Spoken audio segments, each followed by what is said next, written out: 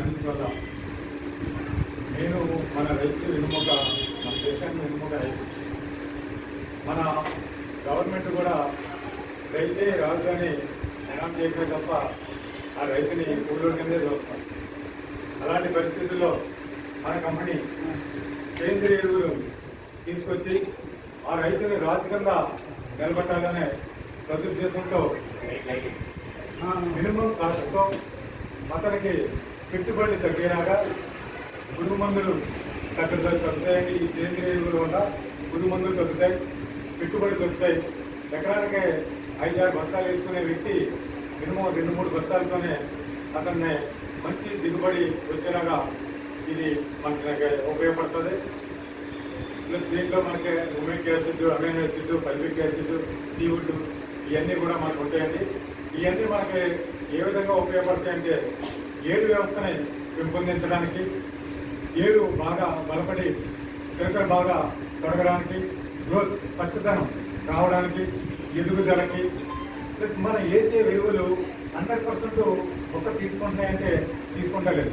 ఎందువల్లంటే భూమి వెట్టుకలిసిపోయి గట్టిగా ఉండటం వల్ల మనం వేసిన ఎరువులు 50% తీసుకుంటున్నాం. కానీ రైతు ఏమనుకుంటున్నాడంటే నేను 10 బస్తాలు వేస్తే 10 బస్తాలు తీసుకుంటుంది అని అనుకుంటున్నాడు. కానీ 50% తీసుకోవడం వల్ల సరైన గ్రోత్, సరైన దిగుబడి ఉండాలి. మనం ఏం చేస్తున్నాయంటే ఆ భూమిని గుల్లపరిచి ఏరు వేస్తే భూమిలో బాగా చుచ్చుకొని పోయేలాగా చేసి, ఏరు బాగా వచ్చేలాగా చేసి, మనం వేసే పైన రైతు వేసే ఎరువుల్ని 100% ఆ మొక్కకే అందేలాగా సహాయపడటంలో మన ఎరువులనే 100% ఉపయోగపడతాయి. ఈ మనం ప్రతి వ్యక్తిలో ప్రతి రైతు దగ్గరికి వెళ్ళి మనం పూర్తిగా దీని గురించి కూడా ఒకరోజు సెక్షన్ అనేది మనం చేసుకున్నాం. ప్లస్ దీని గురించి మీకు ఇంకా వివరంగా నేను చెప్తాను. అయితే ఓవరాల్గా మీకు చెప్తున్నాం. దీనివల్ల మనకి 100% రైతుని సాటిస్ఫై చేయొచ్చు. 100% రైతుని ఇది వేయటం వల్ల నాకు బాగుందని అతను మనకి అనేలాగా మన ప్రొడక్ట్ అనేది ఉంటాయి.